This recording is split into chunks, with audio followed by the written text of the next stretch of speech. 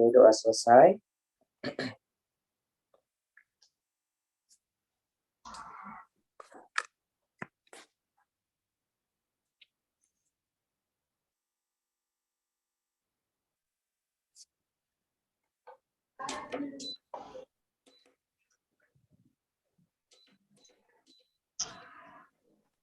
Sudah, Bang?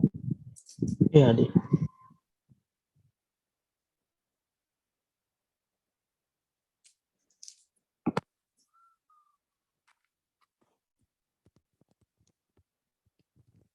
Suara kecil dengar, Bang? Kali terjebak batu apa, Dek? Hah? Oh, gimana, Bang? Halo? Halo? Di BSK ini Mm-mm. paling sering terjebak Abang batu apa itu, Dek? Apa Oh, batunya Staghorn? bentuknya apa? Mm-mm. Itu paling sering kali Bang lewat. Kadang-kadang nembak-nembak juga lah, Bang. Mm-mm. Oke. Sering.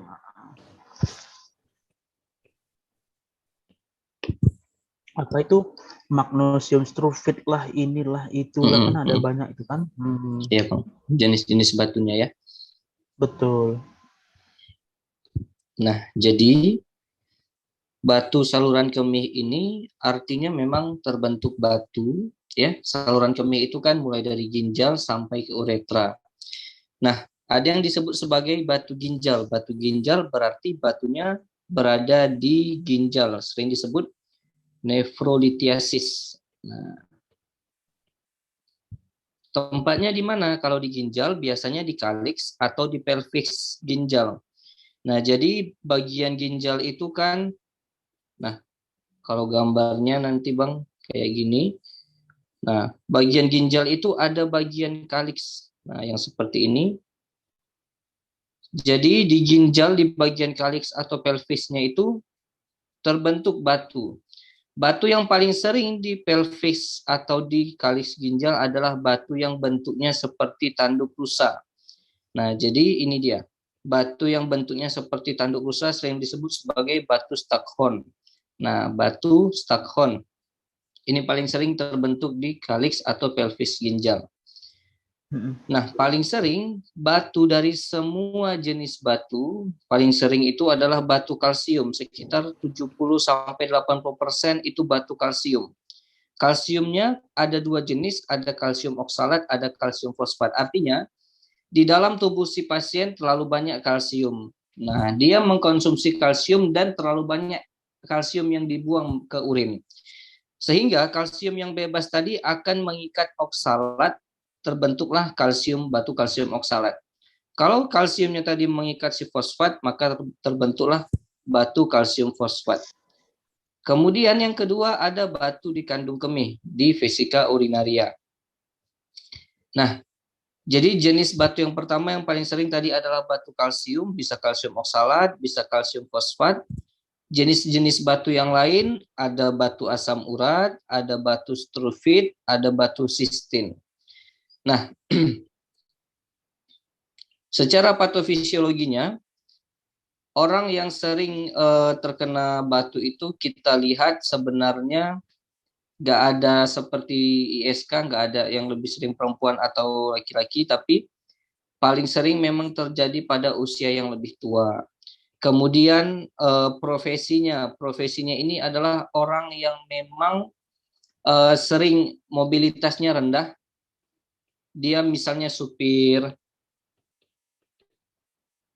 jadi sering duduk ya Bang, Sering duduk ya. sering menahan kencing, kemudian sering minum soda. Nah, nutrisinya nanti banyak sekali pertanyaan tentang nutrisi, pencegahan dan lain sebagainya. Dan kemudian kelainan morfologi dari ginjalnya, gangguan aliran air yang keruh. Nah, ini sering terjadi kalau di daerah-daerah tertentu yang memang airnya itu sangat coklat, kayak di tempat Fikri Isip itu di Aceh Timur airnya cenderung coklat Bang. Jadi kalau kita beli air minum yang isi ulang, yang mereka sistemnya dimurnikan airnya, berarti air yang coklat tadi dimurnikan. Nah, sering terjadi batu saluran kemih di sana. Karena airnya itu keruh tapi dijernihkan. Nah, jadi lebih aman kita beli air yang memang dari pegunungan, memang dari mata air langsung. Jangan air yang dari mata air daerah yang airnya keruh. Karena itu Isi akan ulang. karena itu tingkat mineralnya sangat tinggi. Bisa jadi di sana terlalu banyak kalsium dan lain sebagainya, mengendap di ginjal, terbentuklah batu ginjal. Kemudian pasien dengan infeksi saluran kemih sebelumnya, infeksi saluran kemih berulang, contohnya nanti yang disebabkan oleh Proteus SP itu bisa cenderung bisa menyebabkan batu saluran kemih, kelainan-kelainan metabolik dan faktor genetik. Nah, kemudian sebenarnya yang paling penting ini adanya ketidakseimbangan antara reaktan dan inhibitor. Reaktan ini artinya bahan-bahan yang bisa membentuk batu. Jadi pengeluaran bahan pembentuk batunya meningkat, kita sebut sebagai reaktan. Contohnya apa? Contohnya kalsium, fosfatnya, kemudian oksalatnya. Nah, ini kan semuanya reaktan. Kalau ekskresi mereka berlebih, ditambah inhibitor untuk pembentukan kristal dari reaktan tadi, jadi penghambat pembentukan batunya berkurang, harusnya ini seimbang. Reaktannya misalnya meningkat, ekskresi inhibitornya harus ditingkatkan juga supaya tidak terbentuk batu. Tapi kalau tidak terjadi keseimbangan, reaktannya meningkat sementara inhibitornya menurun. Contoh inhibitor siapa aja? Ada sitrat, ada glikoprotein. Ini inhibitor untuk batu kalsium oksalat. Sitrat ini kita jumpai di jeruk nipis, dan di lemon. Nah, jadi salah satu edukasi untuk pasien batu ginjal, sering-sering mengkonsumsi jeruk nipis atau lemon karena di situ ada sitrat sebagai inhibitor pembentukan batu. Nah, kalau udah tidak seimbang ya antara reaktan dan si inhibitornya, maka terjadi perubahan fisikokimiawi supersaturasi di urin. Artinya terjadi perubahan saturasi dari kadar kimia yang ada di dalam ginjal sehingga terbentuklah kristal. Awalnya terbentuk kristal dulu, kristal-kristal kecil-kecil, ini jarang nampak. Nanti kristal-kristal ini akan mengalami agregasi, dia bersatu, kemudian dia akan bertumbuh, semakin lama semakin besar, maka terbentuklah batu saluran kemih. Nah, keadaan-keadaan apa saja yang bisa mendukung terjadinya batu saluran kemih? Yang pertama, hiperkalsiuria. Hiper artinya berlebih, kalsium di dalam urin. Artinya kalsium di dalam urinnya sangat berlebih. Nah, hiperkalsiuria ini awalnya tadi kan akan membentuk kristal-kristal kecil. Ketika fase kristal kecil ini sering menyebabkan hematuri pada pasien akibat tumpukan atau kumpulan dari kristal-kristal yang ada di ginjal. Nah, kejadian hiperkalsiuri dapat dibagi menjadi 3. Ada hiperkalsiuri absorptif. Artinya kelebihan absorpsi kalsium di dalam usus. Jadi ketika dia makan terlalu banyak kalsium yang diserap di dalam usus, akibatnya kalsium menumpuk nanti di ginjal. Kemudian hiperkalsiuri puasa, artinya kelebihan kalsium yang dipecah dari tulang. Ini biasanya ada peran dari kelainan metabolik hormonal seperti peningkatan paratiroid hormon. Nah, paratiroid hormon ini kan fungsinya meningkatkan kalsium darah dengan cara memecah kalsium dari tulang. Jadi kalau kalsium dipecah dari tulang, kalsiumnya dioper ke dalam darah, kemudian dia akan menumpuk di ginjal. Yang terakhir, hiperkalsiuria ginjal. Kelebihan reabsorpsi kalsium di tubulus ginjal. Harusnya kalsium ini kan dia dibuang ke urin. Nah, tapi tidak semua, ada beberapa yang diserap kembali, direabsorpsi. Nah, tapi kalau reabsorpsinya terlalu berlebihan, ya, terlalu berlebihan reabsorpsi kalsium di tubulus ginjal, maka kalsium tadi akan menumpuk di dalam pelvis atau kaliks ginjal sehingga bisa menimbulkan pembentukan batu. Kemudian hipo artinya berkurang sitraturia. Sitrat tadi kan inhibitornya. Jadi jika inhibitornya berkurang, maka akan meningkatkan kejadian pembentukan batu. Nah, sitrat adalah inhibitor pembentukan kristal dalam air. Sitrat akan mengikat kalsium sehingga kalsium yang mengikat oksalat akan berkurang. Jadi cara kerja sitrat ini kan ada kalsium Ca2+. Dia akan mengikat oksalat. Nah, atau mengikat fosfat. Sebelum dia mengikat si oksalat, maka datang si sitrat berikatan dengan kalsium sehingga si kalsium tidak jadi berikatan dengan si oksalat. Nah, kemudian hiperurikosuria. Kelebihan asam urat, peningkatan asam urat di urin bisa memicu pembentukan batu kalsium oksalat dan kalsium fosfat. Jadi ada 3 kemungkinan. Kalau kelebihan asam urat bisa terbentuk batu asam urat. Kalau batu asam urat ini sifatnya dia asam,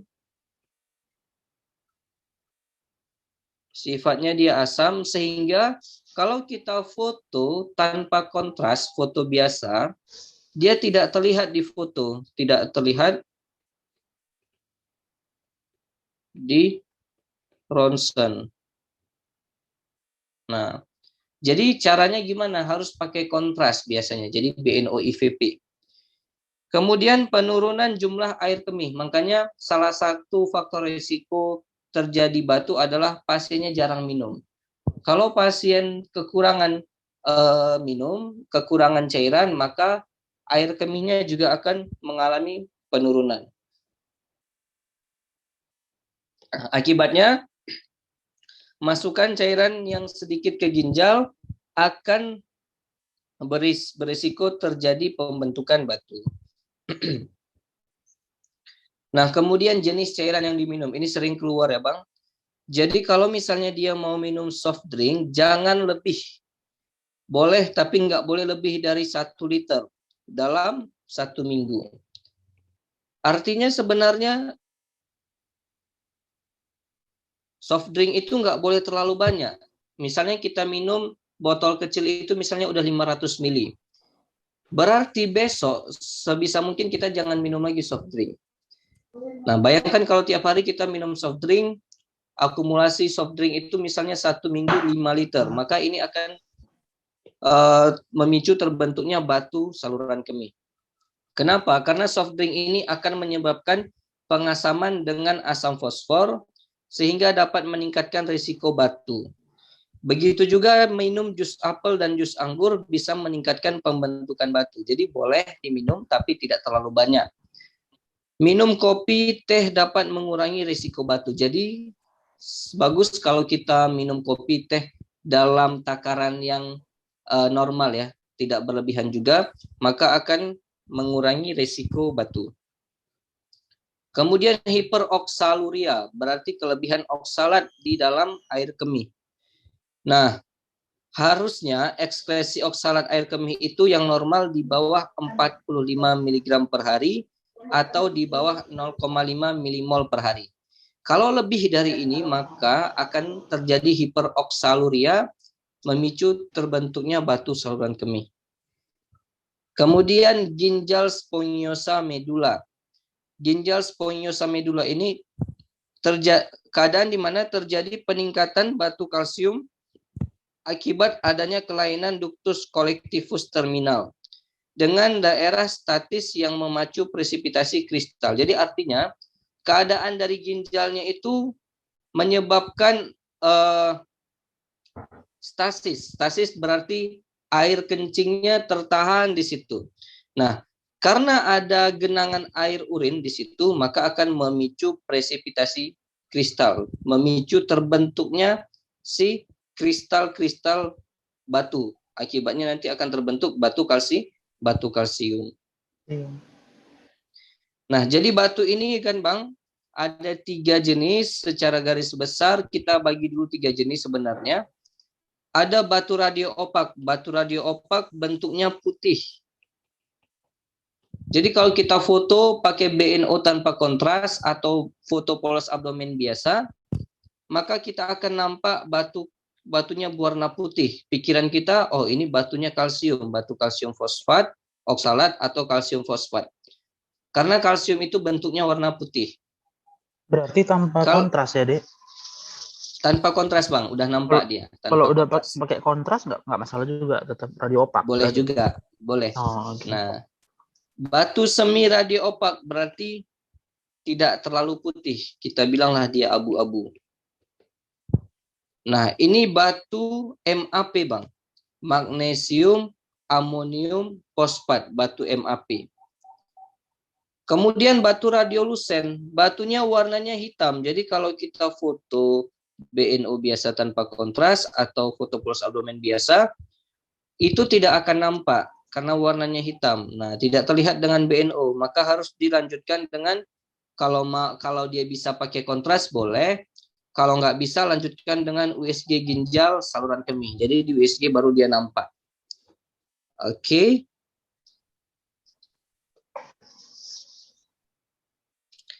Nah, ini faktor-faktor diet.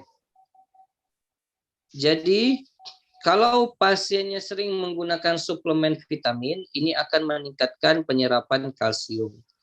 Meningkatkan intake natrium yang tinggi. Kalau dia makan natrium yang tinggi, makan banyak asin-asin, nah ini akan meningkatkan ekskresi kalsium. Jadi kalau absorpsi kalsium meningkat, resiko terbentuknya batu.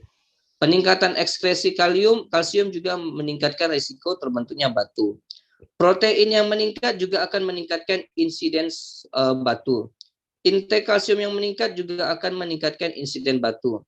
Intake kalium yang meningkat akan menurunkan risiko batu. Sukrosa, kalau kita makan sukrosa, dia akan meningkatkan ekskresi kalsium, sehingga nanti pembentukan batu juga akan meningkat. Vitamin C, banyak sekali menggunakan vitamin C akan memicu terbentuknya batu oksalat. Makanya vitamin C itu nggak boleh terlalu banyak. Satu hari itu hanya 1 gram per hari, nggak boleh lebih. Atau ya kurang dari 1 gram lah satu hari, tidak boleh lebih. Kemudian asam lemak kalau kita mengkonsumsi asam lemak, dia akan menurunkan ekspresi kalsium. Banyak intake cairan, maka akan menurunkan risiko batu.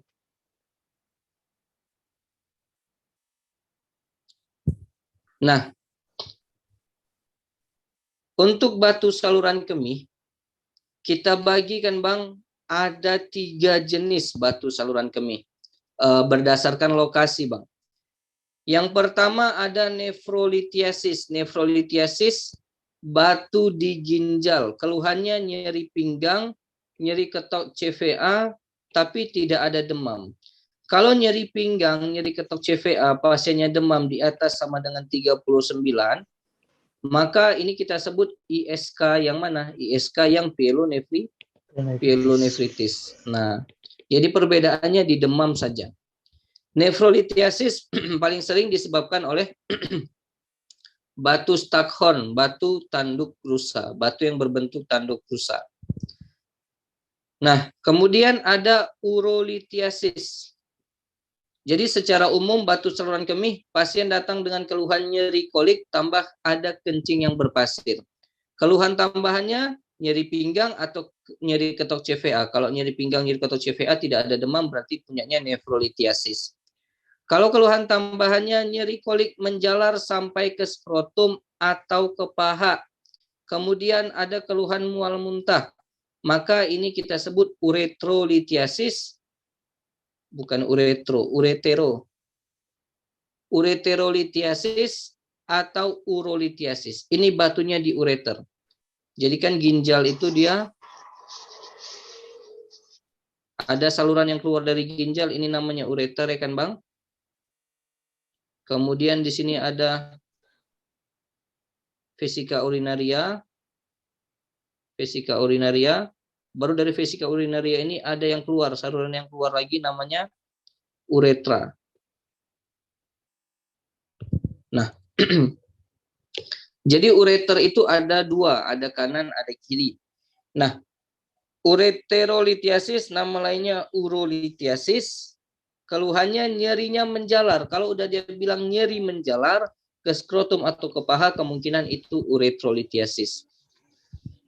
Nah, untuk batu ureter, ureterolitiasis, kita bagi menjadi 3 berdasarkan tempatnya. Ada yang ureter proksimal.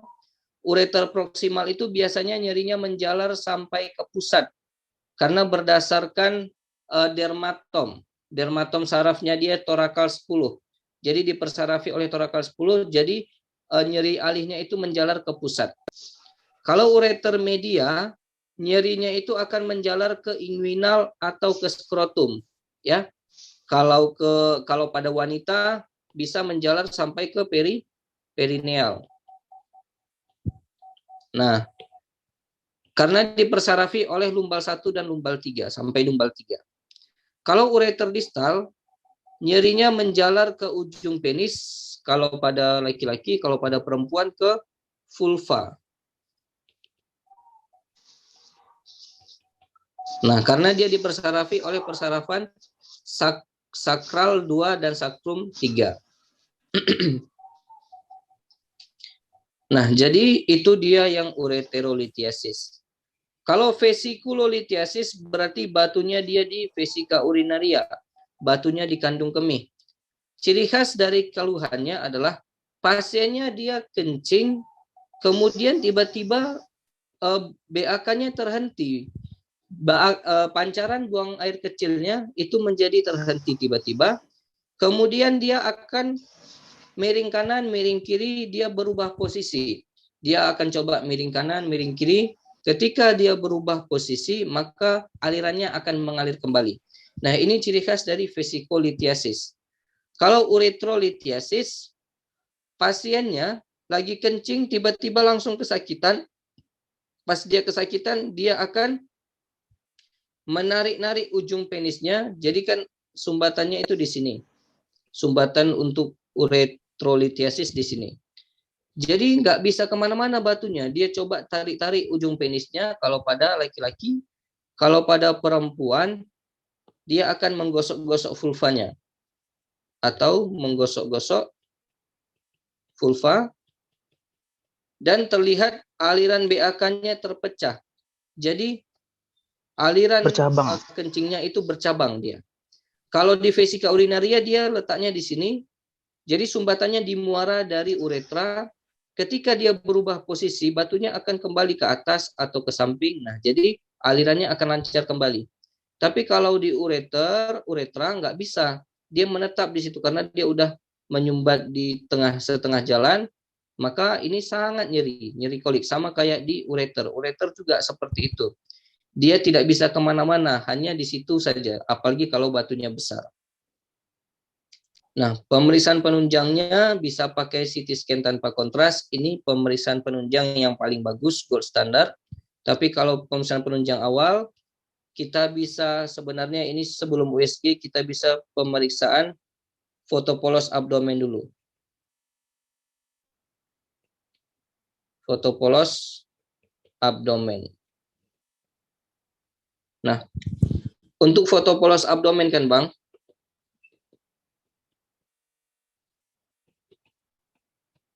Ini ada 2 jenis.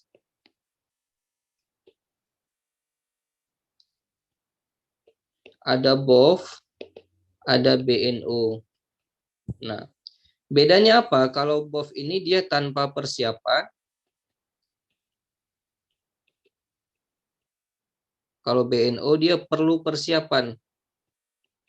Apa persiapannya? Puasa kurang lebih 6 jam. Jadi kelebihan untuk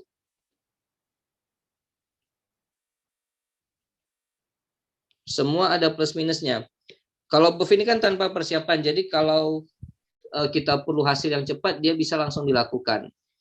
Nah, tapi kekurangannya karena dia tidak puasa, ya si BOF ini tidak puasa, nanti gambarannya itu akan sangat banyak udara di usus, kemudian gambaran feses bisa terlihat. Tapi kalau BNO karena dia udah puasa, jadi gambaran ususnya juga akan berkurang, gambaran fesesnya juga akan berkurang. Hampir tidak ada karena sama sekali dipuasakan. Dia nanti setelah itu kalau perlu nanti diberikan obat pencahar supaya semua fesesnya keluar. Jadi gambaran yang kita lihat itu bisa lebih akurat, tidak terganggu oleh banyak distribusi udara di usus. Nah, jadi Ini pemeriksaan awal, intinya foto polos abdomen, bisa BOF, bisa BNO ya, yang mana ada di pilihan. Nah, untuk evaluasi pasien batu ginjal, yang pertama perlu ditanyakan riwayat penyakit batu sebelumnya, ya. Ditanyakan jenis kelamin, usia, pekerjaan, hubungan, keadaan penyakit, ada nggak penyakit ginjal sebelumnya, terkhusus penyakit infeksi saluran kemih. Kemudian ada infeksi, ada penggunaan obat-obatan, riwayat keluarga yang menderita saluran kemih sebelumnya, ada nggak dia menggunakan pencegahan, pengobatan yang telah dilakukan sebelumnya. Kemudian kalaupun dia sebelumnya pernah ada batu saluran kemih, bagaimana cara menanggulanginya? Apakah dengan obat-obatan yang sebelumnya ya, obat-obatan atau diambil menggunakan alat. Nah, kemudian sebelumnya bagaimana jenis batunya? Kalau misalnya pasiennya tahu batunya batu jenis apa dan bagaimana situasi batunya. Nah, itu dari anamnesis. Kemudian gambaran batu saluran kemih dilakukan pemeriksaan. Yang pertama tadi bisa pakai ultrasonografi USG, ya, bisa dilakukan, tapi tidak dapat membedakan batu kalsifikasi dan batu radiolusen. Jadi kita cuma nampak, oh ada bayangan nih. Bayangannya ini kita nggak tahu batu kalsifikasi atau batu radiolusen. Yang penting kita tahu, oh ada bayangan batu di situ. Nah, kemudian dilanjutkan pakai pemeriksaan radiografi. Foto abdomen biasa. Foto abdomen biasa tadi yang BNO atau BOF dapat menunjukkan ukuran batu, bentuk batu, dan posisi batu. Dapat membedakan batu kalsifikasi atau batu yang radiolusen. Kemudian kalau densitasnya tinggi, kalau kita tampak batu dengan warna putih yang sangat putih, maka kemungkinan itu batu kalsium, bisa batu kalsium oksalat, bisa batu kalsium fosfat. Kalau densitasnya rendah, jadi dia tidak terlalu putih, abu-abu, maka kemungkinan batunya batu struvit, batu sistein, atau batu campuran keduanya. Nah, oke. Kemudian di sini ada keterbatasan pemeriksaan foto sinar tembus abdomen. Ya, kalau foto abdomen dia tidak dapat menentukan batu radiolusen yang seperti kita bahas tadi, Bang. Foto polos abdomen tidak bisa menentukan batu radiolusen, tidak bisa menentukan batu yang kecil, dan tidak bisa menentukan batu yang tertutup bayangan struktur tulang. Jadi misalnya kebetulan batunya itu di belakang tulang, tertutup tulang dia. Ini tidak bisa kita tentukan melalui foto polos abdomen biasa. Maka pemeriksaan ini tidak dapat membedakan batu dalam ginjal atau batu di luar ginjal. Jadi jawabannya gimana? Bisa kita periksa pakai urogram atau CT scan helikal dengan kontras. Memang yang paling bagus CT scan ya Bang, ini gold standarnya.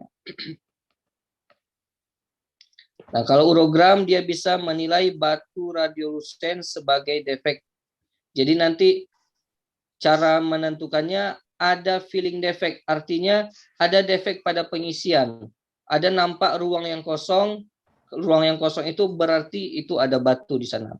Nah, ke hipotesanya bisa kita ambil batunya itu bisa batu asam urat, batu santin 2,8 dihidroksi adenin amonium urat. Ya sama, ini turunan dari batu asam urat juga.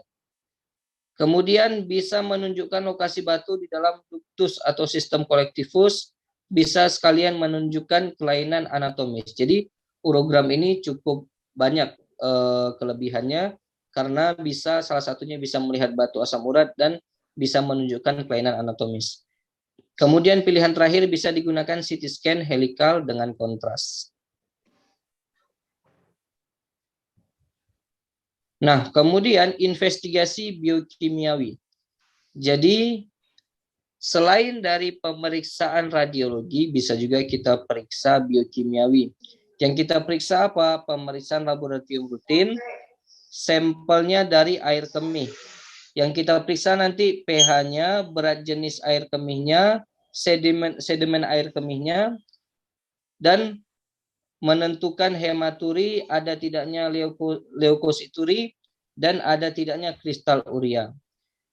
Bisa juga kita lanjutkan pemeriksaan kultur kuman, penting untuk mengetahui adanya infeksi saluran kemih. Apabila batu sudah keluar, maka diperlukan pencarian faktor risiko dan mekanisme timbulnya batu. Jadi macam-macam faktor risikonya. Bisa karena dia kurang minum, bisa karena dia terlalu banyak minum soda, bisa karena pekerjaannya, bisa karena infeksi saluran kemih sebelumnya. Nah, kemudian untuk pemeriksaan, maka kita harus tampung dulu air kemih 24 jam. Kemudian setelah ditampung, air kemihnya itu diberikan bahan pengawet 10 ml timol 5% di dalam isopropanol untuk 2 liter atau sebanyak 15 liter HCl 6N. Kemudian kita bisa juga periksa serumnya dan kita edukasi pasiennya untuk mengikuti protokol diet. Cara pengumpulan air kemih ini sebenarnya jarang keluar ya Bang. Kalau yang kayak gini, ini cukup diketahui aja. Jadi pada hari penampungan air kemihnya itu dibuang sesudah bangun pagi dan dicatat waktu pengosongan air kemihnya. Sesudahnya, semua air kemih akan ditampung ke dalam botol, diusahakan jangan ada air kemih yang hilang. Tampungan disimpan di dalam tempat yang dingin, penampungan sampai dengan waktu yang sama dengan sehari sebelumnya. Bila pengumpulan sudah lengkap, maka kemudian dibawa ke laboratorium secepatnya. Nah, untuk tata laksana, sampai di sini Bang, ada yang mau ditanya? Sebelum ke tata laksana, kita ke sini dulu. Oh ya, ini udah masuk tata laksana. Nah, untuk tata laksana Bang, jadi sebenarnya tata laksananya itu pertama tata laksana simptomatis. Simptomatisnya apa? Pasiennya kan nyeri kolik. Nah, maka kita berikan tata laksana awal farmakologik. Ketika dia nyeri kolik, kita berikan analgetik. Jadi analgetik yang terpilih itu NSAID. Golongan NSAID. Ya, bisa metamizol, bisa natrium diklofenak, bisa juga ibuprofen. Nah, bisa juga yang lain ya seperti paracetamol bisa juga.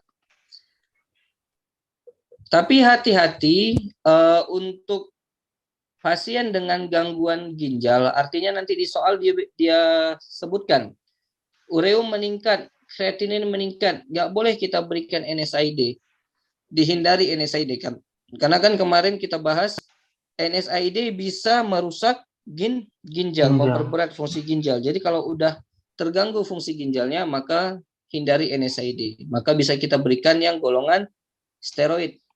Nah, steroid atau opioid. Nah, kemudian jadi apa kita pilih itu steroidnya? Steroidnya bisa prednison, bisa methylprednisolone, nah bisa. Kalau di buku nggak ada aturan khusus dia Bang. Tapi memang katanya kalau misalnya lagi gangguan ginjalnya, NSAID dihindari. Ganti dengan yang lain. Di sini kadang menjembek juga ini, Vic. Kadang-kadang mungkin nanti soalnya tentang BSK, tetapi dia singgung fast nanti mau. Rupanya fastnya 8 ya kan, berarti bisa mau gitu kan, pernah Bang dapat soal kayak gitu. Jadi bisa. Nanti berarti memang mengikuti fast Bang. Kalau udah 8 kan, berarti tambahkan opioid ya kan, tambahkan tramadol, bisa itu, sampai pakai morfin nanti Bang. Morfinnya oke. Oke. Nah, kalau batunya bersifat asam, artinya nanti dijelaskannya memang Bang. Batu ditambah dengan ada kadar asam urat. Kadar asam urat darahnya tinggi, berarti dia batu asam urat nih kemungkinan kan. Nah, kita lakukan alkalinisasi urin dengan kalsium sitrat. Ya, dapat ditambahkan dengan force diuresis. Artinya bisa kita tambahkan force diuresis itu furosemid, obat-obat loop diuretik. Nah, kalau batunya basah seperti batu MAP, batu strofit, batu kalsium, Nah, maka kita lakukan asidifikasi. Kalau tadi kan alkalinisasi. Jadi intinya kalau dia asam, kita timpa dengan basa. Kalau dia basa, kita timpa dengan asam. Pemberian apa? Pemberian asam sitrat. Itulah tadi jus jeruk nipis, kemudian lemon.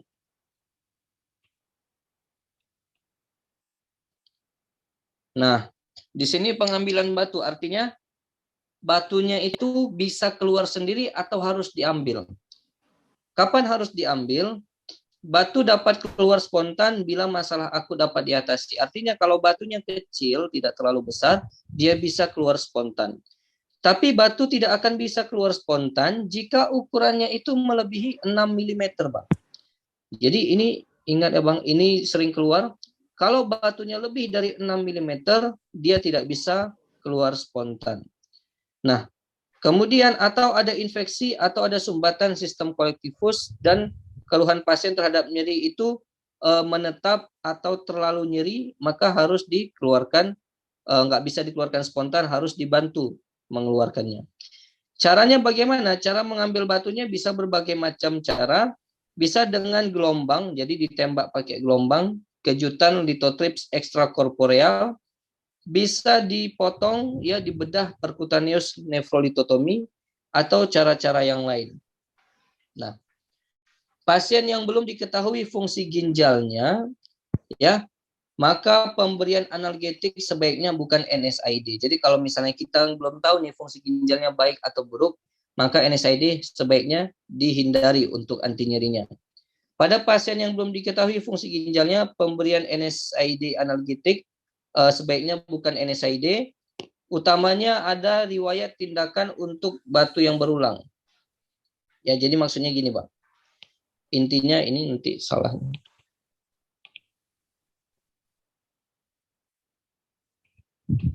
Jadi seperti yang Fikri bilang tadi, kalau dia memang belum diketahui fungsi ginjalnya atau sudah diketahui fungsi ginjalnya jelek, jangan diberikan NSAID. Berikan yang lain. NSAID merupakan pilihan obat, merupakan pilihan obat pertama dengan alternatif paracetamol, bergantung pada faktor risiko kardiovaskular. Jadi sebenarnya boleh yang mana aja, boleh paracetamol, boleh natrium diklofenak, boleh indometasin, boleh ibuprofen. Nah, dekompresi renal atau pengangkatan batu dapat dilakukan pada pasien dia sering berulang nih, nyeri koliknya sering berulang, padahal sudah diberikan obat analgetik yang kuat, nyeri koliknya sering berulang, maka harus diangkat batu. Indikasi pengangkatan batu ginjal secara aktif. Ya, indikasinya adalah yang pertama, batunya bertambah ukurannya dari kurun waktu ke waktu. Kemudian pasiennya memiliki risiko tinggi untuk pembentukan batu berulang. Contohnya memang risiko pekerjaannya atau dia sering infeksi saluran kemih berulang. Kemudian udah ada obstruksi. Ya, kalau udah ada obstruksi nanti bisa ditandai dengan hidronefrosis. Jadi hidronefrosis. Jadi ginjalnya itu membengkak, bengkak ginjalnya karena ada sumbatan di batu. Bengkaknya itu karena tumpukan cairan kemih ya, Bang. Kemudian infeksi saluran kemih, batu yang menimbulkan gejala seperti nyeri atau hematuria, ukuran batu lebih dari 15 mm. 15 mm ini sama dengan 1,5 cm ya, Bang. Karena 10 mm itu sama dengan 1 cm. Kadang-kadang dirubah satuannya, bukan pakai milimeter, tapi pakai sentimeter. Atau batunya di bawah 15 mm, sudah diobservasi, tapi tidak ada perbaikan atau observasi bukan merupakan pilihan terapi, karena misalnya pasiennya sudah berulang-ulang mengalami gejala seperti ini. Kemudian preferensi pasien yang minta, udahlah dok diangkat aja, saya nggak tahan lagi katanya. Atau ada penyakit-penyakit komorbiditas seperti pasien DM, kemudian keadaan sosial, misalnya profesinya dia sering memang apa namanya, berpergian. Jadi orang yang berpergian itulah pastilah sering gimana ya, di perjalanan kan sering duduk ya, mobilitasnya berkurang, kemudian apa namanya, minumnya juga pasti asupan cairannya juga berkurang. Kalau yang 6 milimeter tadi, Nah, jadi sebenarnya lebih yang sering kita tadi, pakai yang 6 milimeter ini, Bang. Sebenarnya lebih sering kita pakai 6 milimeter daripada yang satuan 1,5 cm ini. Jadi kalau misalnya dibenturkan, mana yang kita pilih? Lebih pilih pakai yang 6 milimeter ya, Bang? yang 0,6 Lebih cm 6 berarti ya. milimeter. 6 milimeter berarti sama dengan 6 cm. 6 cm. Nah, tapi untuk yang lain-lainnya ini bisa kita pakai ya, seperti resiko tinggi, adanya infeksi saluran kemih, adanya komorbiditas. Nah, jadi batu ginjal, nah ini algoritma tata laksana batu ginjal. Ini dari konsensus yang Abang kasih ya, Bang. Jadi kalau untuk batu ginjal, semua lokasi, jadi ada dua versi. Kalau dari konsensus memang di atas 1,5 cm itu udah diangkat. Tapi kalau dari buku IPD di atas 6 cm baru diangkat. Nah, kalau batunya di atas 20 mm atau di atas 2 cm, pilihannya itu pakai PNL. Yang pilihan pertama, PNL itu apa? PNL itu ini dia, Bang. Percutaneous nephrolithotripsy. Yang kedua bisa pakai RIRS atau SWL. RIRS itu retrograde intrarenal surgery, atau SWL. SWL shockwave lithotripsy. Atau yang ketiga pakai operasi terbuka. Tapi yang pertama tetap pakai PNL. Kalau 1 sampai 2 cm bisa pakai RIRS dulu. RIRS kalau nggak ada pakai SWL, kalau nggak ada pakai PNL. Kalau kurang dari 1 cm, nah kurang dari 1 cm tapi dia berulang, pasiennya ini udah dikasih obat tapi nggak juga hilang batunya. Nah, maka harus kita lakukan pengangkatan pakai SWL atau pakai RIRS, second line-nya pakai PNL. Kalau kalau penyakit dalam kayak mana, Dek? Itu kan ya Bang Kalau kasih semalam. penyakit dalam dia nggak ada Nggak patokan, ada Bang. ya. Dia hanya Oh bilang ya udah. boleh pakai Yang litotripsi, kalau boleh pakai seandainya 6 sinar gitu. milimeter ya. Oh, oke oke Kalau oke, Pak. pakai Soalnya ini kan urologi punya kan. Tapi kan, Bang, kalau di penyakit dalam Mm. dia lebih cenderung ke sini dia, Bang. Nah, kapan kita pakai medical excretion therapy? Maksudnya pakai obat-obatan aja dulu, obat-obatan, pakai analgetik, baru disuruh banyak minum. Banyak minum, tambah analgetik. Kalau batunya masih di bawah 0,1 cm, di bawah sama dengan 0,1 cm, artinya 1 mm lah ini kan, di bawah sama dengan 1 mm. Kita observasi dia. Nah, oke. Kalau batunya dia di atas, di bawah 0,2 cm, kemudian terlihat jelas, bagus untuk batu ureter proksimal, maksudnya dia tempatnya di batu ureter proksimal, atau batu ginjal yang berada di kutub bawah dengan ukuran di bawah sama dengan 0,1 cm atau 20 mm, maka ini 10 ya, Bang. 10 di bawah 10 mm. Maka kita berikan ESWL. Kapan dipakai uretroskopi? Kalau dia batunya di ureter distal, kemudian bisa dilakukan untuk batu ginjal yang berada di kutub bawah. Kalau uretroskopi ini batu ginjal yang di kutub bawah bisa kita lakukan ya. Maksudnya kalau di kutub bawah ini kan cukup sulit. Posisinya cukup sulit dijangkau. Jadi pilihannya kalau di kutub bawah bisa pakai uretroskopi, bisa pakai SWL. Kemudian atau batu ginjal yang tidak di kutub bawah tapi ukurannya 0, di bawah 0,2 cm, kita bisa pakai ureteroskopi. PCNL, nah PCNL ini percutaneous nephrolithotomy, pilihannya untuk batu ginjal di atas sama dengan 0,2 cm atau 20 mm, bisa dilakukan untuk batu ginjal yang berada di kutub bawah juga. Kalau batunya Staghorn, Bang, nah ini harus open litotomi atau laparoskopik litotomi, artinya harus dibuka operasi yang besar ya. Nah, batu Staghorn atau batu dengan pasien yang obesitas berat atau tidak bisa dilakukan SWL, tidak bisa dilakukan PCNL, maka dilakukan open laparoskopik litotomi. Kemudian kapan di neprektomi? Neprektomi artinya kita angkat ginjalnya semuanya, ya. Kalau batu ginjal disertai dengan kondisi ginjal sudah tidak berfungsi lagi, sudah buruk fungsi ginjalnya. Nah, ini memang kadang-kadang mau aja ditanya, tapi nggak pala sering. Ada satu soal nanti ditanya. Nah, tapi yang sering ditanya nanti ini, Bang, pencegahan.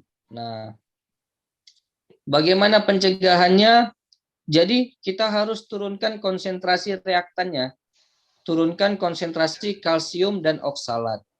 Kemudian meningkatkan konsentrasi inhibitornya, tingkatkan sitrat dengan cara banyak minum lemon atau jeruk nipis setelah makan, perbanyak minum air putih. Kemudian asupan dietnya harus diatur. Minum soft drink kurang dari 1 liter per minggu, protein kurang dari 1 gram per kilogram berat badan per hari, natrium jangan lebih dari 80-100 mg per hari. Semakin tinggi natrium, itu akan meningkatkan ekskresi kalsium juga. Nah, ada yang namanya hiperkalsiuria idiopatik, Bang, di mana pasiennya ini mengalami terlalu banyak penyerapan kalsium dan ekskresi kalsium ke dalam saluran kemih. Nah, untuk mengatasinya, maka batasi asupan garam. Nah, batasi asupan garam, ini tadi asupan garamnya nggak boleh lebih dari 80-100. Kemudian berikan hidroklorotiazid, ya, obat untuk diuretik. Nah, obat diuretik 25-50 mg. Orang dengan hiperurikosuria, kita berikan allopurinol 100-300 mg per hari. Nah, jadi pasien yang batu asam urat tambahkan allopurinol. Pasien yang hipositraturia artinya sitratnya berkurang, maka kita berikan kalsium sitrat, ya, suruh banyak minum jeruk nipis dan jus lemon. Nah, ini ada tabel, Bang, tipe batu dan penyebabnya. Nah, batu kalsium sering keadaannya itu disebabkan oleh hiperkalsiuria idiopatik. Paling sering 75-85% batu adalah batu kalsium. Etiologinya ini herediter, diturunkan. Jadi memang faktor keturunan keluarga. Makanya salah satu anamnesisnya nanti tanya, ada nggak keluarga yang mengalami hal yang serupa? Kemungkinan kalau ada berarti dia diturunkan. Berarti kemungkinan hiperkalsiuria idiopatik. Diagnosisnya gimana? Normokalsemia, kalsium di dalam darahnya normal, tapi kalsium di dalam urinnya berlebih. Nah, dan tidak dapat dijelaskan dari mana nih kalsium dalam urinnya berlebih. Jadi mekanismenya sebenarnya terlalu banyak kalsium yang diekskresikan ke dalam urin. Terapinya diet rendah natrium tadi 80-100, kemudian diet tinggi protein, diberikan diuretik, contohnya sitiazid 25-50 mg tadi. Kemudian ada hiperurikosuria, terlalu banyak asam urat. Etiologinya ini karena diet tinggi purin. Diet tinggi purin itu dari mana kita dapat? Dari makanan-makanan seafood, kacang-kacangan. Nah, jadi nanti dijumpai untuk diagnosisnya asam urat urinnya itu berlebih, meningkat di atas 750 mg per 24 jam pada wanita, pada pria di atas 800 mg per 24 jam pada pria. Tata laksananya diberikan allopurinol untuk menurunkan asam uratnya, dan diet rendah purin. Kemudian hiperparatiroid primer. Hiperparatiroid primer, hormon paratiroidnya berlebih ya, karena biasanya ada tumor di sana, ada neoplasma. Akibatnya apa? Kalau terjadi hiperparatiroid, maka kalsium di dalam darah akan meningkat. Makanya pasiennya datang dengan keluhan hiperkalsemia dengan hormon paratiroidnya meningkat, tidak tersupresi pada saat diperiksa. Tata laksananya apa? Bedah neoplasmanya. Nah, kemudian, ini udah jarang ya asidosis. Kalau masuk ke sini, asidosis tubulorenal distal, ini jarang terjadi. Ini bisa herediter, bisa didapat karena dia asidosis hiperkloremik. Jadi nanti keadaannya terjadi asidosis hiperkloremik. Asidosis yang disebabkan kelebihan dari klor. Nah, maka nanti dijumpai ya pH urinnya itu di atas 5,5. Tata laksananya gimana? Kita kasih yang basah, penggantian alkali. Bisa diberikan HCO3 ya. Nah, diberikan HCO3 atau bikarbonat. Oke. Nah, ini diet hiperoksalat. Diet hiperoksalat, kelebihan oksalat biasanya karena peningkatan asupan oksalat ditambah dengan rendahnya kalsium. Nah, jadi pada saat pemeriksaan oksalat urinnya lebih dari 40 mg per 24 jam, tata laksananya batasi asupan oksalat dan karena dia rendah kalsium maka kita berikan infus kalsium, kemudian kita pertahankan kalsiumnya dalam batas yang normal. Oke, dan lain-lain sebagainya Bang. Jadi nanti ini bisa dibaca aja. Ini di mana diagnosisnya apa, tapi yang paling sering nanti batu kalsium. Nah, ini untuk GOAT. GOAT sama dengan asam urat. Nah, jadi perbedaannya kalau udah GOAT berarti udah disertai dengan nyeri-nyeri sendi, makanya diagnosisnya diagnosis klinis. Udah ada nyeri-nyeri sendinya. Nyeri biasanya sendinya itu di jempol. Nyeri jempol, bisa jempol kaki, jempol tangan, sendinya itu sendi-sendi kecil. Nah, kemudian untuk tata laksananya sama, diberikan alkalinisasi urin dan allopurinol. Oke. Nah, kalau pasiennya dehidrasi etiologinya kekurangan cairannya itu bisa dari pencernaan. Dari pencernaan misalnya dia diare atau muntah. Bisa dari kebiasaan, memang dia jarang minum.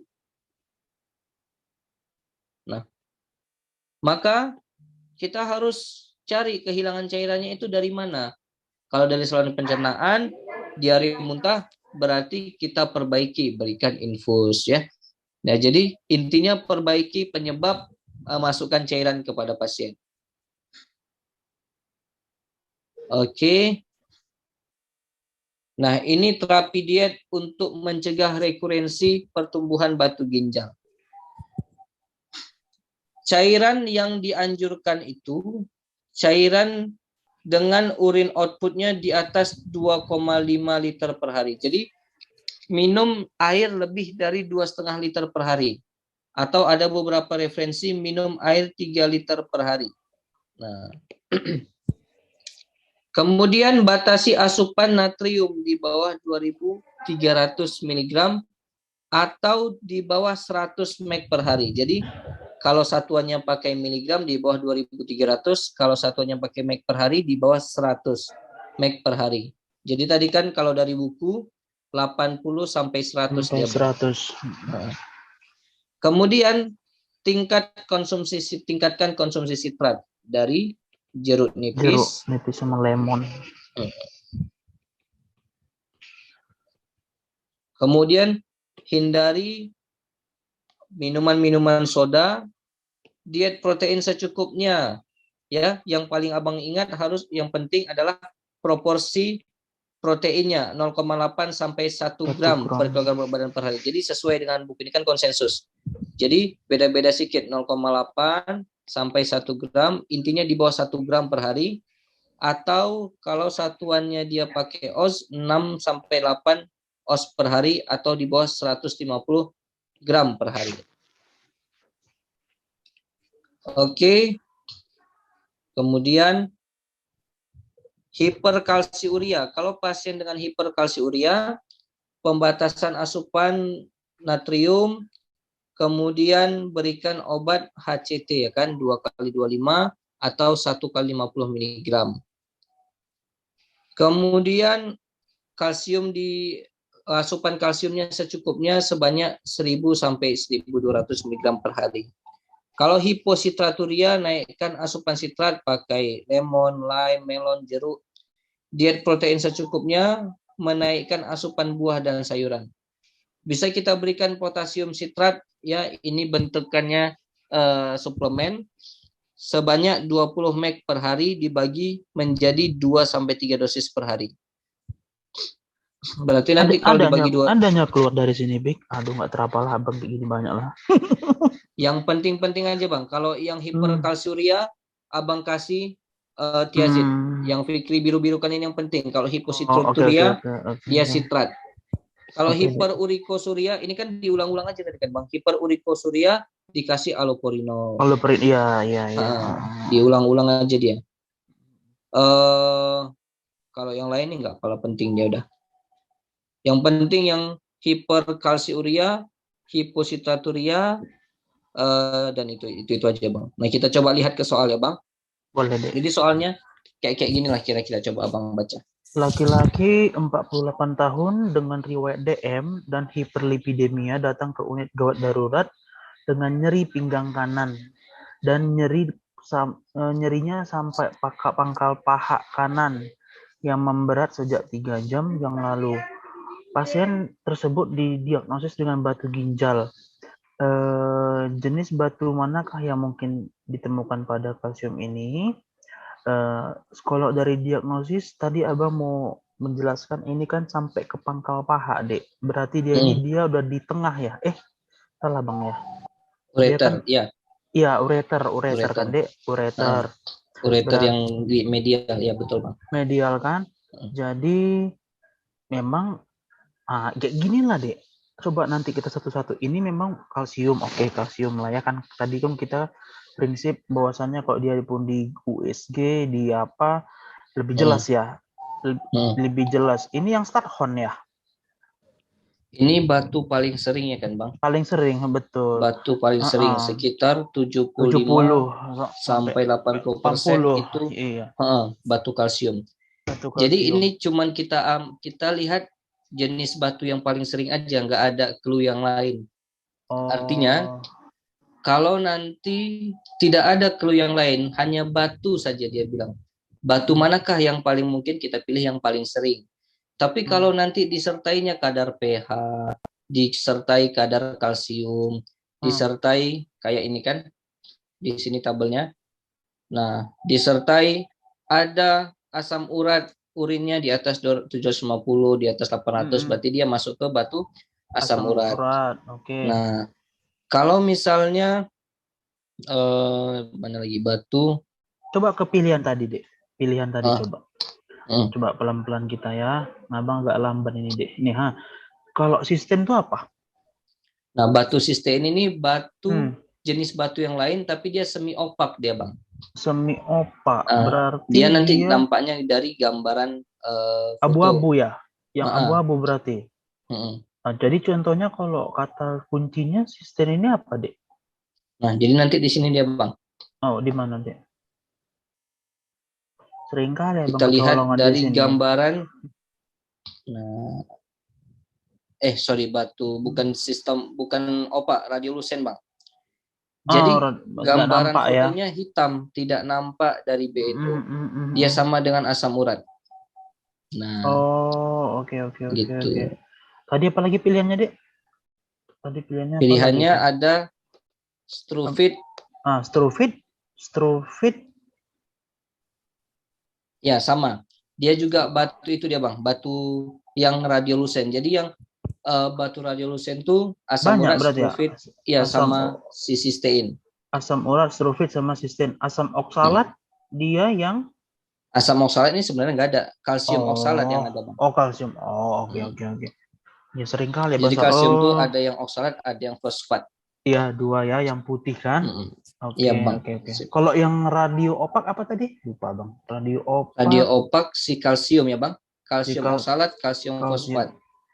radio. Enggak, yang semi semi yang di tengah-tengah dia. Semi opak ini magnesium, amonium fosfat, Magnesium MAP ya. Oke MAP. oke oke Ini oke. nanti kan Bang, di sini ada sebenarnya Bro Fikri masukkan dia Apa itu dia?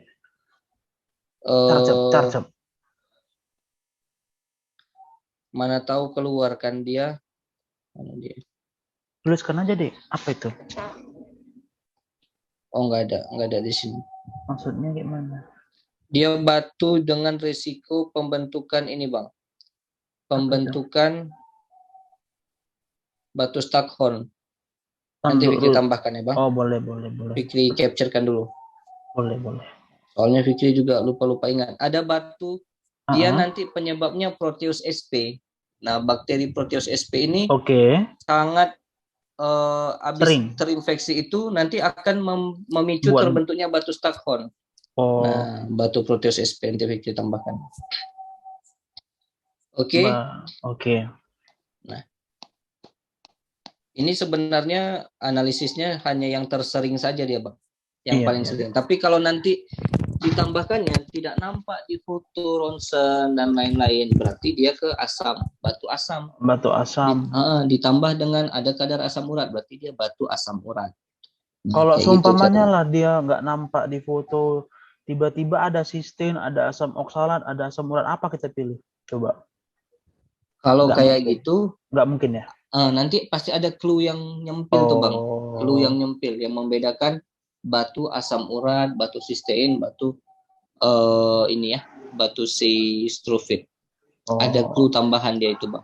Oke. Ya udah. Oke deh. Nah, coba nomor 2 Bang. Hal-hal berikut merupakan faktor risiko terbentuknya batu saluran kemih yang kecuali. Oke, ini yang tadi nih dalam tabel nih, hiperkalsiuria betul, hiperurikosuria betul, dia tinggi natrium betul, hiperoksaluria betul. Iyalah, berarti hipersita tuh nggak ada itu kan, Dek? Ya, harusnya ini kan hipo kan, Bang? Hipositraturia. Hipositraturia dia akan menyebabkan batu saluran kemih. Karena sitrat itu merupakan inhibitor. Kan dia bilang faktor resiko terbentuknya saluran kemih. Artinya kalau pasiennya hiperkalsiuria maka akan terbentuk batu saluran kemih. Kalau pasiennya terlalu banyak asam urat, hiperurikosuria akan terbentuk batu saluran kemih. Kalau hiperoksaluria akan terbentuk saluran kemih. Dia tinggi natrium, makanya natrium tadi dibatasi. Semakin banyak natrium yang dimakan, maka kalsium, ekskresi kalsium juga akan semakin meningkat ke dalam urin. Maka ini juga meningkatkan risiko terbentuknya saluran kemih. Hipersitraturia, kalau semakin banyak sitrat, ini malah akan semakin mencegah terjadinya batu saluran kemih. Jadi inilah yang salah. Aturannya hipositraturia. Kalau sitratnya sedikit, maka akan terbentuk batu saluran kemih. Jadi yang kurang tepat memang yang sitrat hiper. Aturannya ini hipositraturia. Oke. Ini Bang?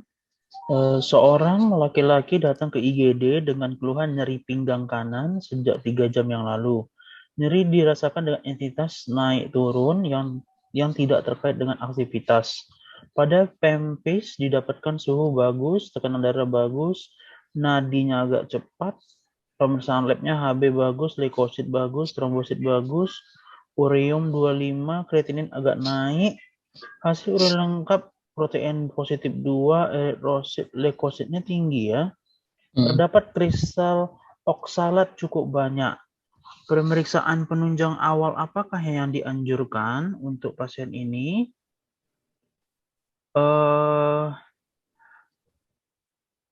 memang prinsipnya pada dasarnya kan tadi ada dua ya, dia ada BOF, ada BNO ya. Ya kan, memang kalau seandainya kita ambil torak, buat apa kita ambil torak ya kan? Nggak mungkin ya kan Bang? Nggak mungkin. USG abdomen buat apa? Kultur urin bisa kita ambil nih karena Bang sanksi leukositnya ya kan. Ya, bisa. Masih kita pikir IVP, IVP apa ya? BNO IVP. Iya, ini kan pakai kontras ya kan Bang? Kontras. Sementara kreatininnya meningkat. Nah, iya, nggak mungkin kan? ya nggak bisa pakai kontras kalau kreatinin meningkat. Maka nggak mungkin. Iya, jadi kita pilih BOF. Dan ini kenapa kita pilih BOF? Memang karena kan ada nyeri ketok tuh dia. Nyeri dirasakan di pinggangnya. Berarti kan ada kecurigaan kita ke batu. Jadi kan nggak mungkin lah kita ke arah ISK. Jadi kita pilih aja lah BOF. Kalau abang gitu pikirnya. Iya. Satu lagi kan nggak ada demam ya kan Bang? Iya, kalau iya, ada demam baru dia ke ISK. ISK, iya. Jadi nyeri pinggang, nyeri ketok CVA itu bisa ISK, bisa batu saluran kemih. Tinggal abang cari demam. Kalau ada demam berarti dia ISK. Kalau nggak ada demam berarti dia batu saluran kemih. Satu lagi di sini ada kristal oksalat yang cukup banyak. Ini berarti batu apa nih Bang? Kristal oksalat. Kemungkinan batu kalsium oksalat. Nah, jadi nanti kadang-kadang yang seperti ini ditunjukkan ada kristal oksalat, oh ini berarti batu kalsium oksalat. Ada kristal asam urat katanya di urinnya, berarti batu asam urat. Nah kayak gitu menentukan batunya. Nah untuk eritrosit leukosit. Apalagi Pik yang sering Fikri lihat-lihat kalau seandainya kristal oksalat, oke, kalsium oksalat. Kalau seumpamanya apa tadi asam urat. Asam urat ada kadar asam uratnya atau ada tinggi. kristal asam uratnya dia ada kristal asam urat. Nah, contoh yang lain apa Dek kira-kira?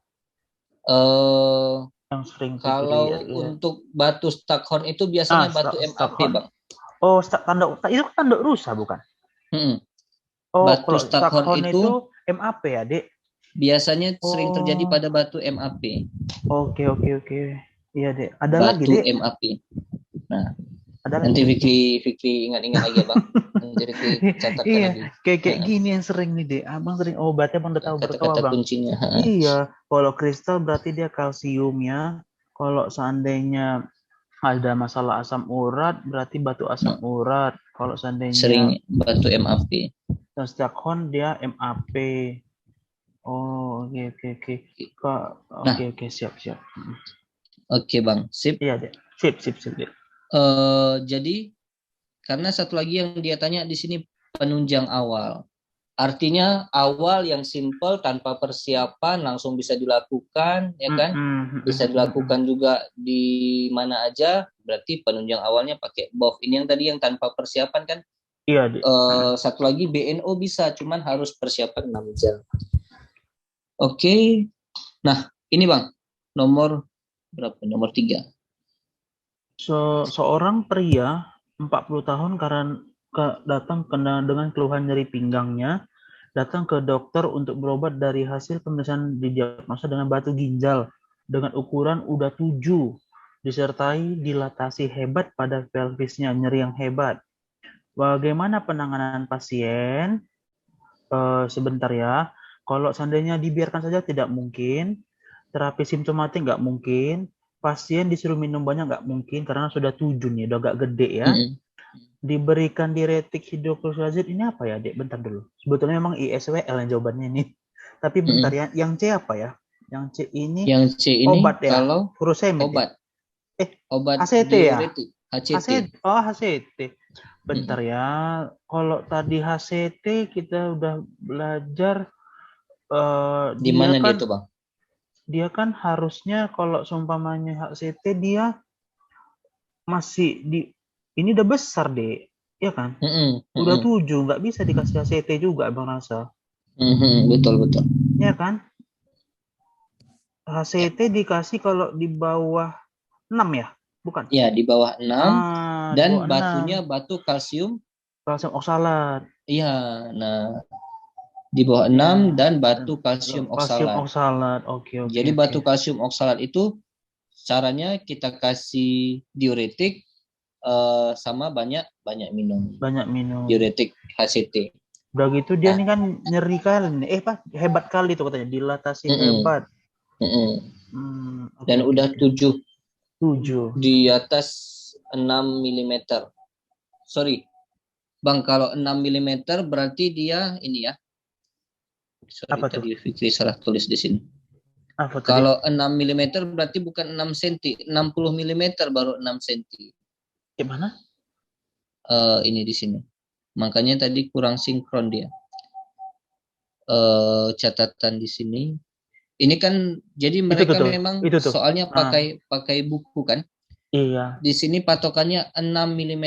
6 mm ini berarti kan di bawah 0,5 cm ya. 0,6 cm. 0,6 cm. Kalau di senti kan 0,6 cm. Nah, ini 0,1 cm berarti di bawah 1 mm, Bang. 1 mm. Ya kan? Ya. 0,2 cm bukan 20 ya, sorry. Salah satuan ini. 2 mm. Di bawah 2 mm. Yang di bawah itu PCNL pun juga tuh PCNL-nya di bawah 2 cm. Di bawah 2 mm. Itu di atas. Itu yang 1 cm 1 mm berarti kan? Salah tuh, Dek. Yang ISWL-nya. Fikri buat CM itu. Milimeternya. Oke. Karena nanti kadang-kadang bisa milimeter, bisa senti dimasukkannya. Nah, oke, udah pas semua. Jadi ingat memang pakai satuan buku di soalnya, Bang. 6 mm. Atau di bawah 0,6 cm. Oke. Jadi jawabannya pas yang dodol ya, Bang? Iya. Sip. Nomor 4, Bang. Berikutnya, seorang pria 30 tahun datang ke dokter karena keluhan nyeri pinggang yang menjalar ke arah selangkangan. Aduh, bentar ya. Selangkangan berarti dia ini kayaknya di bawah kali, uretra ya? Betul kan? Yang di bawah fisika lagi dia nih. Disertai dengan mual dan muntah, rasa sakit datang tiba-tiba dan digambarkan sebagai intermittent dan crampy. Apa crampy? Kram ya? Kram, iya, Bang. Pemeriksaan fisik menunjukkan nyeri difus saat palpasi di perut sebelah kiri. Hasil laboratorium daerah normal kecuali urin yang menunjukkan mikroskopik berdarah. Berdasarkan patogenesis, penyebab tersering timbulnya keluhan ya sama lah ya. Berarti kalsium jawabannya semuanya, Adik. Ya. Kalau yang kalau di soal ini kenapa kalsium? Karena ada hematurinya. Kalau nggak ada hematuri, kalsium juga kan? Ya, kalau nggak ada hematuri, kalsium juga. Cuman hematurinya ini sangat mendukung untuk kalsium. Kenapa? Karena ini memang referensinya dari buku kalian kan, Bang. Hiperkalsiuria sering menyebabkan hematuri karena agregasi kristal kecilnya. Nah, jadi memang referensinya dari buku kali. Jadi kata-katanya memang kata-kata buku diambil, Bang. Jadi mudah-mudahan kalau kita hafal mati bukunya, dapatlah soalnya. Langsung connect kita. Oh, ini hematuri kemarin paling sering pada hiperkalsiuria. Makanya cocok jawabannya batu kalsium. Kalau dia tanya ada asam uratnya tinggi, barulah asam urat gitu kan. Baru asam urat. Apa tadi satu lagi? Kalau adanya Strakon, MAP gitu ya. MAP, ya, Bang. Lama kali kita jumpa, Dek. Aduh, adikku nih. Ya, Bang. Nomor selanjutnya, Bang. 5. Seorang perempuan berusia 52 tahun datang berobat ke poliklinik dengan keluhan nyeri pinggang. Oke. Dirasakan hilang timbul 1 hari, nyeri menjalar ke kemaluan. Loh, ini dibawa lagi ya? Sama ya? Di bawah fisika ini kan uretra ya. Uretra nih. Hasil urinalisis lengkap, leukositnya tinggi, eritrosit ada, protein negatif, bakteri oke. Hasil USG hidro, bengkak ginjalnya udah. Diagnosa paling kenapa nefrolitiasis, Dek? Bentar. Ya harusnya uretrolitiasis kan? Abang berpikir jadi pandai, Bang ya. Enggak. Iya kan, Bang? Abang berpikir jadi salah soalnya kan, Bang. Abang berpikir nyerinya tapi kan tadi kita udah belajar menjalar ke kemaluan ya kan. Udah sampai ujung. Ini perempuan. Tapi dia ditimpa sama ini, Bang, ditimpa sama apa? Keyword yang lebih lebih menjurus lagi, udah ada hidronefrosis. Kalau ada hidronefrosis ya kan Bang, berarti ini sumbatannya, ini satu kata kunci lagi Bang, sumbatannya itu antara dua. Apa? Kalau nggak di pelvis ginjal, dia di kaliks ginjal. Oh yang tadi ya, pelvis kaliks. Makanya dia bisa hidronefrosis. Jadi kaliks ginjal itu kan muara-muara tempat ini nanti antara pertemuan antara ginjal ke ke ureter. Di situ sumbatannya, maka nanti cairan urin yang dari ginjal nggak bisa masuk ke ureter, makanya hidronefrosis, membengkak ginjalnya. Berarti batunya sekarang di ginjal ini? Di ginjal, antara di pelvis atau di kaliks. Kalau batunya di pelvis atau di kaliks, berarti dia batu ginjal Bang, nefrolitiasis. Artinya berarti hidronefrosis itu terjadi karena batunya masih menumpuk di ginjal, masih tersumbatnya di ginjal. Tapi kalau keluar dari situ jarang terjadi hidronefrosis. Tapi Bang, kenapa dia nggak buat kata-kata nyeri ketok ya? Atau nyeri pinggang?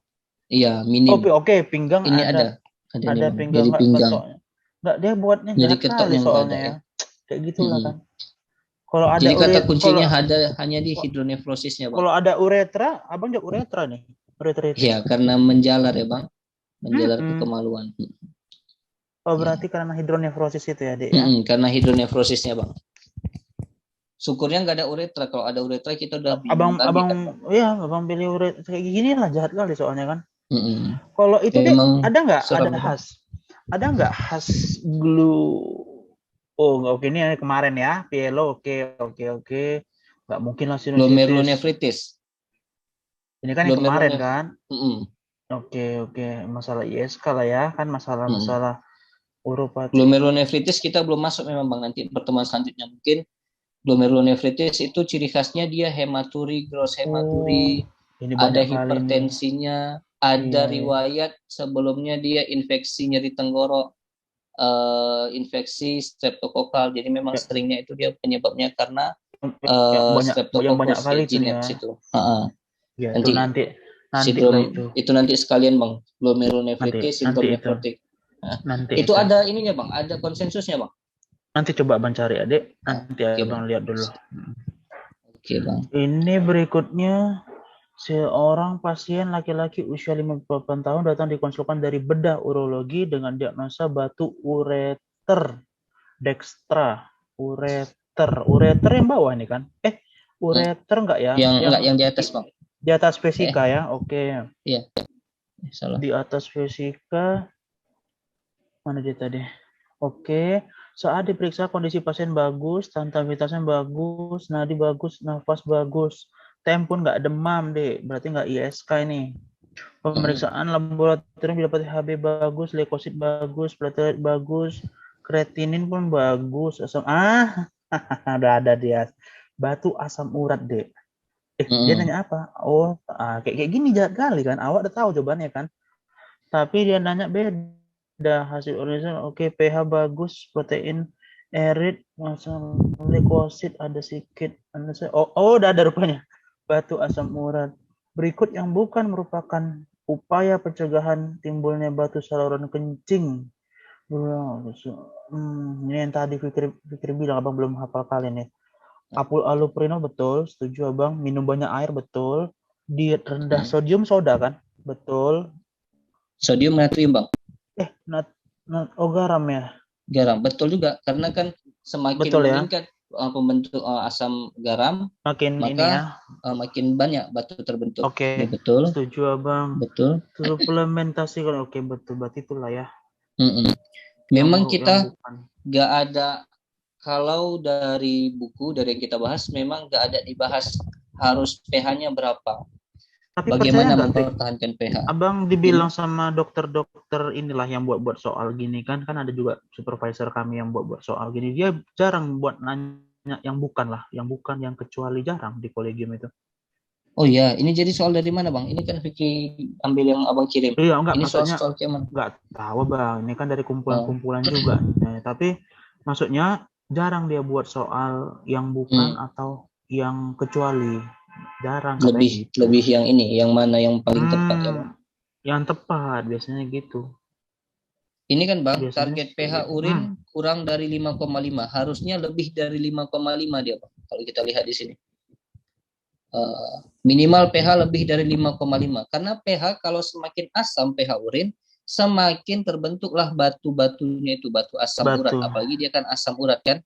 Nah, jadi makanya nggak tepat dia pH-nya di bawah 5,5, harusnya di atas 5,5. Itu pun untuk asidosis tubular renal distal. Buatkan Dek nanti di situ Dek. Di sampingnya Bang. Buatkan di bawah